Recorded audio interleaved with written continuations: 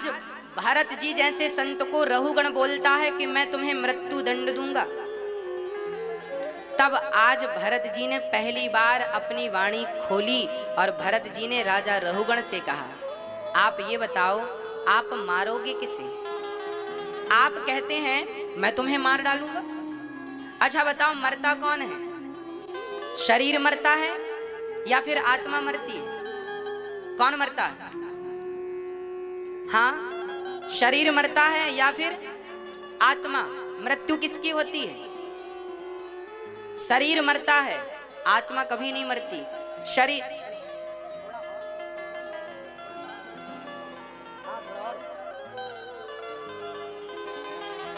मृत्यु शरीर की नहीं, मृत्यु शरीर की होती है। आत्मा बिल्कुल अमर है, अजर है, अमर है, उसे कोई मार ही नहीं सकता। अच्छा शरीर अलग है, आत्मा बिल्कुल अलग है। अब आप कहेंगे कैसे? तो सुनो, जैसे मोबाइल और सिम, बहुत ध्यान से सुनिएगा, ये विषय बहुत कठिन है, हम इसे बहुत कम शब्दों में समझाने का प्रयास करेंगे। जैसे मोबाइल है और सिम कार्ड है, दोनों अलग अलग हैं पर है एक दूसरे के पूरक। हाँ या ना? हाँ या ना? हाँ। उसी तरह हमारा शरीर जो है मोबाइल की तरह है और हमारी आत्मा जो है वो सिम कार्ड की तरह है। हमारा शरीर अलग है और आत्मा बिल्कुल अलग है पर है एक दूसरे के पूरक। जैसे आत्मा, जैसे सिम के बिना मोबाइल काम का नहीं और मोबाइल के बिना सिम काम की नहीं, दोनों को एक दूसरे की आवश्यकता है। शरीर को आत्मा की जरूरत है और आत्मा को शरीर की, पर है अलग अलग सब्जेक्ट। आत्मा अलग है, शरीर अलग है। और आगे समझिए, आत्मा क्या है और शरीर क्या है, इसका भी मैं निरूपण करूं, सुनिएगा। शरीर हमारा कितने चीजों से मिलकर बना है? मैया जी, ओ मेरी माँ, कितने सारी चीजों से? 5। कौन कौन? पृथ्वी, जल, वायु, अग्नि, आकाश। छिद जल पावक गगन समीरा, पंच रचित अति अधम शरीरा। हम सबका शरीर 5 चीजों से मिलकर बना है और ये 5 चीजें जब हमें लोग ले जाकर जला देते हैं या जमी पर गाड़ देते हैं तो हमारा ये 5 तत्व जो है ना, ये 5 में ही तो लीन हो जाता है। जब शरीर जलता है तो अग्नि तत्व में मिल जाता है, जल तत्व में, वायु तत्व वायु में, आकाश तत्व आकाश में, पृथ्वी तत्व पृथ्वी में। शरीर 5 से मिलकर बना और 5 में जाकर के वो मिल गया। जैसे घड़ा मिट्टी से बना और घड़ा टूटा तो कहाँ मिला? घड़ा मिट्टी से बना और घड़ा टूटा तो कहाँ मिला? मिट्टी में। जैसे मिट्टी से बना हुआ घड़ा मिट्टी में मिल गया, उसी प्रकार शरीर 5 तत्वों से बना, अंत में जाकर ये 5 में मिल गए। ये तो रही शरीर की कहानी। शरीर की जीवन लीला इतनी सी है, 5 से बनता है, 5 में जाकर विलीन हो जाता है। अब बची आत्मा, तो आत्मा जाती है परमात्मा के पास। अब प्रश्न ये खड़ा हुआ कि आपने जो पाप किया है, जो पुण्य किया है, उस पाप और पुण्य का भोक्ता कौन है? फिर हमने जो पाप किया है, पुण्य किया है, वो कौन भोगेगा? कौन भोगता है? स्वर्ग और नरक कौन जाता है? कर्मों का फल कौन भोगता है? आत्मा नहीं भोगती। आत्मा तो अजर है, अमर है। नैनम छिंदंती शस्त्राणि। आत्मा तो हर चीज से परे है। आत्मा तो एक प्रकार। अच्छा चलो मैं आत्मा का भी परिचय करा दूं, तब ये प्रश्न आपका खत्म हो जाएगा। आत्मा क्या है? आत्मा, ये देखिए जो लाइट है ना, लाइट का जो प्रकाश है, ये देखो प्रकाश, इस मंच में जितना प्रकाश है, इस प्रकाश को क्या हम तलवार से काट सकते हैं? क्या आग से जला सकते हैं? जैसे ये मंच का प्रकाश, आपके कमरे में बिजली बल्ब जल रहा है, बल्ब के प्रकाश से पूरा कमरा प्रकाशित है। उस प्रकाश को क्या आप आग से जला सकते हैं? क्या अग्नि से क्या तलवार से काट सकते हैं? क्या जल से गीला कर सकते हैं? अरे प्रकाश को गीला नहीं, आग नहीं, कुछ भी नहीं बिगड़ सकता। उसी प्रकार परमात्मा का ही एक प्रकाश आत्मा है जो हम सबके भीतर काम कर रही है। वह एनर्जी है, वह पावर है। साइंस एनर्जी कहता है आत्मा को, आध्यात्म से आत्मा कहता है, साइंस एनर्जी कहता है। शरीर में वो एनर्जी है परमात्मा की भेजी हुई, उसे आत्मा कहते हैं। आत्मा। अच्छा ये बताओ, ये बिजली जो है ये ठंडी होती है कि गर्म होती है? बोलो। हाँ, क्या होती है मेरी माँ? बिजली ठंडी होती है कि गर्म? गर्म। पकड़ के देखिए आपने? हाँ, अनुमान लगा रहे, आग लग जाती है मतलब गर्म होगी। यदि बिजली गर्म होती है तो फिर एसी से कमरा ठंडा कैसे हो जाता है? और यदि बिजली ठंडी होती है तो हीटर से कमरा गर्म कैसे हो जाता है? कहो जी। बिजली ना तो ठंडी होती है ना तो गर्म होती है। एसी में जो प्लान होता है वो प्लान कमरे को ठंडा करता है। हीटर में जो प्लान सिस्टम लगा है वो हीटर का सिस्टम कमरे को गर्म करता है। बिजली के उसी बोर्ड में एसी का प्लग लगा दो तो कमरा ठंडा, और हीटर का प्लग लगा दो तो कमरा गर्म। बिजली का काम है केवल पावर देना। वो हीटर को भी पावर देती है और एसी को भी पावर देती है। अब आपको देखना है कि आपको हीटर का प्लग लगाना है कि एसी का प्लग लगाना है। बिजली का काम केवल सप्लाई देना है। उसी प्रकार परमात्मा आत्मा के द्वारा सप्लाई दे रहा है। अब उस सप्लाई से आपका सदुपयोग करना है कि दुरुपयोग करना है? आपको किसी की जिंदगानी बचानी है या किसी का गला काटना है? पाप करना है या पुण्य करना है? मर्जी आपकी। ईश्वर ने पावर दे रखा है, उस पावर का उपयोग क्या करना है वो आप अपने विचार से, बुद्धि से, जो बुद्धि देकर परमात्मा ने स्वतंत्र किया है उससे आपको निर्णय लेना पड़ेगा। आत्मा का काम भी केवल प्रकाश देना है, एनर्जी देना है। उस एनर्जी का उपयोग क्या करना है वो आप जानिए। हाँ या ना? बात समझ में आ रही है मेरी? तो आत्मा का स्वरूप क्या है? आत्मा परमात्मा का स्वरूप है, जैसे लाइट। अच्छा बताओ, सूर्य का स्वरूप क्या है? बोलो। बहुत सरल है। सूर्य का स्वरूप क्या है? हम कैसे जानते हैं कि सूर्य आ गए? हाँ, प्रकाश। दीपक का स्वरूप क्या है? प्रकाश। अरे प्रकाश है तो सूर्य है। सूर्य का स्वरूप है प्रकाश, दीपक का स्वरूप है प्रकाश। उसी प्रकार परमात्मा का स्वरूप है आत्मा। परमात्मा का स्वरूप क्या है मेरी माँ? परमात्मा का स्वरूप ही आत्मा है। इसलिए कहा गया है, ईश्वर अंश जीव अविनाशी, चेतन अमल सहज सुख राशि। हम सब ईश्वर के अंश हैं। हम सब उसी परमात्मा की संतान हैं जिस परमात्मा ने सखल ब्रह्मांड को बनाया है।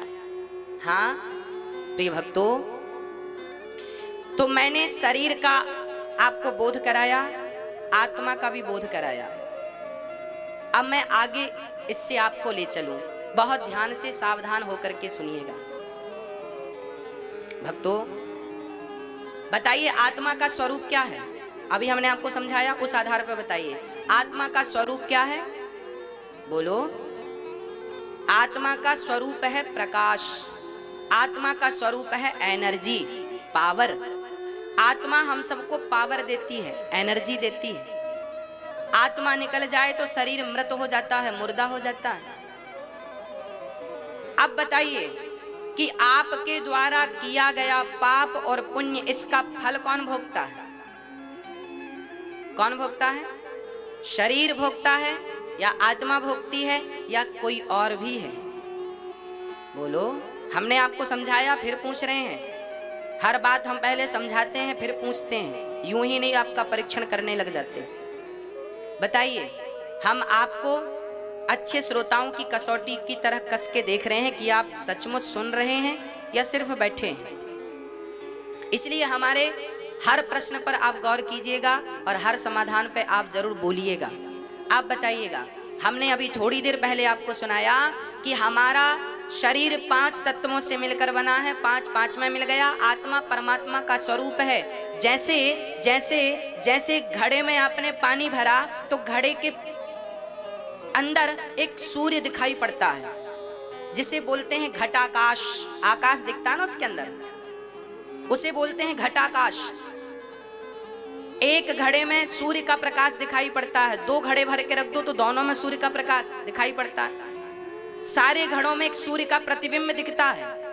तो बताओ सूर्य कितने हैं? सूर्य तो एक ही है ना, पर घड़े बहुत होने से उनके प्रतिबिंब बहुत हो गए। उसी प्रकार परमात्मा एक है, पर शरीर रूपी घड़े बहुत होने से उस परमात्मा की आत्माएं बहुत हो गई, अर्थात उनके स्वरूप को आत्मा कहते हैं। अब आप कहेंगे महाराज जी परमात्मा एक है तो आत्मा इतनी सारी कैसे आ गई? उसी तरह आ गई जैसे एक सूर्य के होते हुए उसका प्रतिबिंब अनेक हो गया।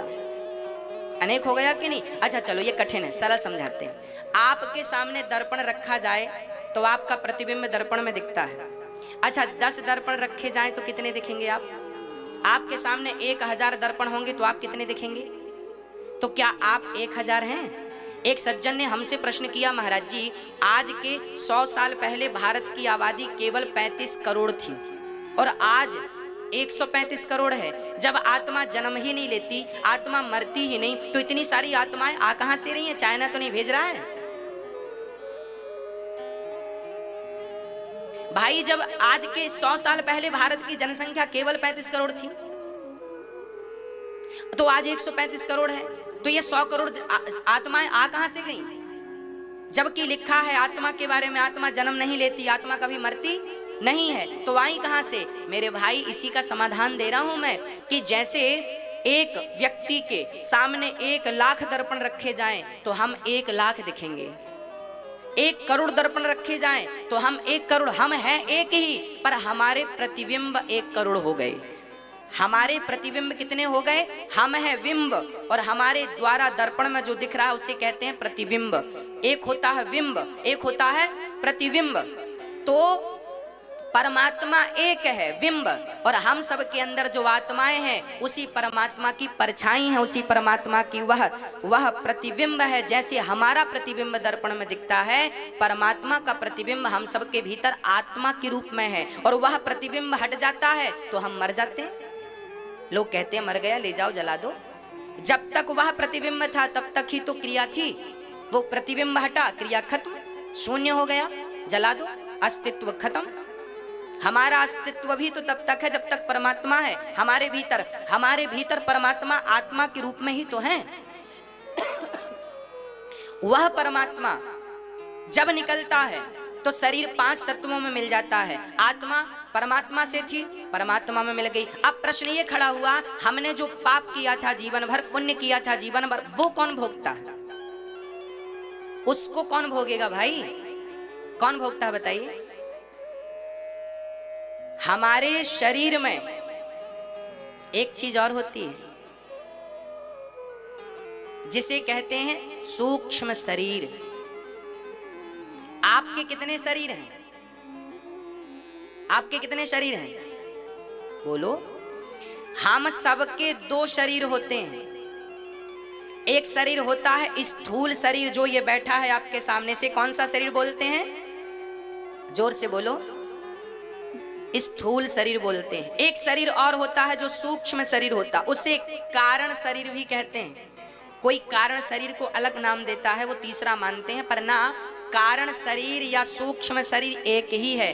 तो एक शरीर ये है स्थूल, एक शरीर वो है जो सूक्ष्म शरीर है। अच्छा सूक्ष्म शरीर आपने कभी देखा अपना? हाँ या ना? हम दिखाते हैं तुरंत, अब भी दिखा देते हैं आपको। आइए देखते हैं। आपने कभी सपना देखा? सपना देखा? आप जब सपना देख रहे थे उस समय आपका शरीर तो कमरे में था, और आप हरिद्वार गंगा नहा रहे हो सपने में, वृंदावन घूम रहे हो सपने में, काशी घूम रहे हो सपने में। तो आप ये बताओ, आपका शरीर तो कमरे में था, दरवाजे बंद थे, खिड़कियां बंद थी, और आप हरिद्वार चले गए सपने में, और आप सवेरे कह भी रहे हैं आज हमने फलाने को सपने में देखा और गंगा जी नहाए और डुबकियां लगाई। तो अब बताओ, एक शरीर कमरे में था, एक गंगा जी नहा रहा था, 2 शरीर हो गए कि नहीं? ये आपके साथ होता है। कोई मैं यूं तुक्का नहीं मार रहा हूं, आपको प्रैक्टिकली बोल रहा हूं। जो आपके साथ रोज घटनाएं घट रही हैं वो बात कर रहा हूं। एक शरीर जो बिस्तर में सोया था, इस शरीर को क्या नाम दिया भी हमने? बोलो, क्या नाम दिया बताइए? स्थूल शरीर। और जो स्वप्न देखने गया वो शरीर कौन सा है? वो सूक्ष्म शरीर है। और वही सूक्ष्म शरीर मेरी माँ और मेरे भैया जी याद रखिएगा, जब हम मरते हैं तो हमारा स्थूल शरीर तो मरता है पर हमारा सूक्ष्म शरीर नहीं मरता। और वही सूक्ष्म शरीर जाकर के हमारे पाप और पुण्य का फल भोगता है। वही शरीर स्वर्ग और नरक जाता है। वही शरीर क्या है? मैंने बोला कि शरीर मोबाइल सेट की तरह है, आत्मा सिम कार्ड की तरह है। एक चीज और होती है मोबाइल में, बताओ क्या? हाँ क्या? हाँ? मोबाइल में एक चीज और महत्व रखती है, मेमोरी कार्ड। इंटरनल मेमोरी हो या आप चिप लगाइए, मेमोरी। आपने नोट किया होगा, आपका मोबाइल जब फोटो क्लिक करता है तो वो फोटो जाकर मेमोरी में सेव होती है, या फोन की मेमोरी हो या तो आपने डाल रखी हो कार्ड, मेमोरी में सेव होता ना, हाँ या ना? आपकी हर एक्टिविटी मोबाइल की यदि आप उसे रिकॉर्ड कर रहे हैं तो कहाँ होगा? मेमोरी में। उसी तरह आपने जो भी जन्म से मृत्यु तक जो भी एक्टिविटी की, अच्छा बुरा पाप पुण्य, हंसना रोना, उठना बैठना, खाना पीना, लड़ना झगड़ना, जो भी किया, आपके सूक्ष्म शरीर मेमोरी कार्ड है। हमारा जो सूक्ष्म शरीर है वो क्या है?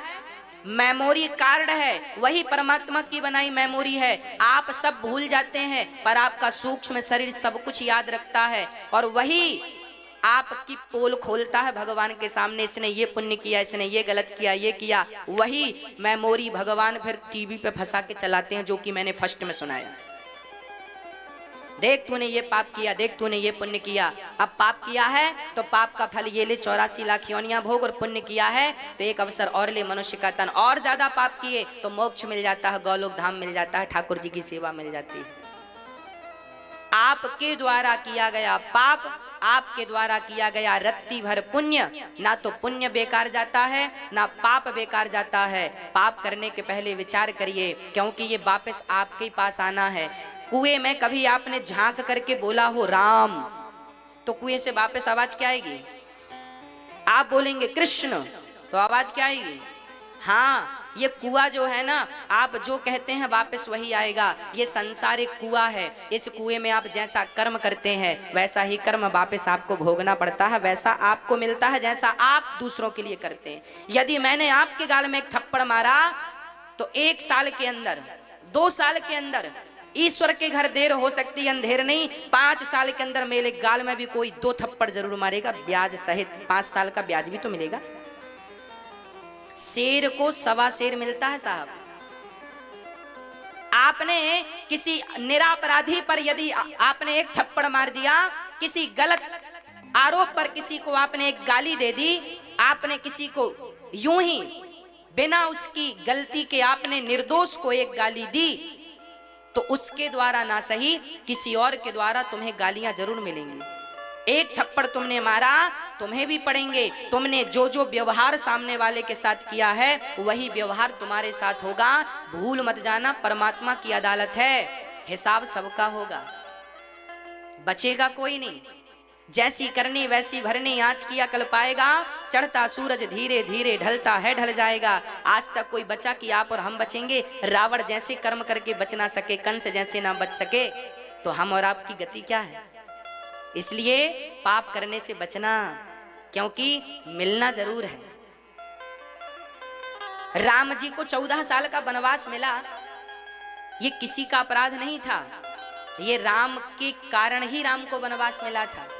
राम जी को श्राप दिया था ना नारद जी ने, पिछले जन्म में राम ये भगवान थे। तो भगवान राम तो भगवान है ना, उनकी मर्जी के बिना पत्ता नहीं हिलता। वनवास कौन भेजेगा? अरे राम अपनी मर्जी से गए वनवास, रावण इत्यादियों को मारना था।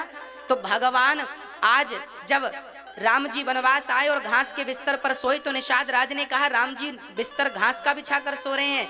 लक्ष्मण जी ने कहा को न काहू को सुख दुख कर दाता, निज कृत कर्म भोग सब भ्राता। हर व्यक्ति अपने कर्मों का फल भोगता है। आज आप लोग अमीर हैं तो आप अपने अच्छे कर्मों से, और आज आप गरीब हैं तो आप अपने बुरे कर्मों से। आज आप सुखी हैं तो आप अपने अच्छे कर्मों से सुखी हैं, और आज आप दुखी हैं तो अपने बुरे कर्मों से दुखी हैं। किसी को दोष मत लगाइएगा।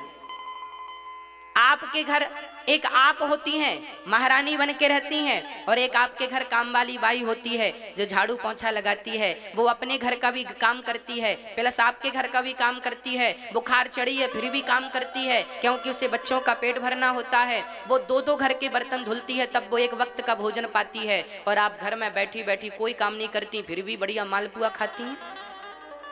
कारण क्या है?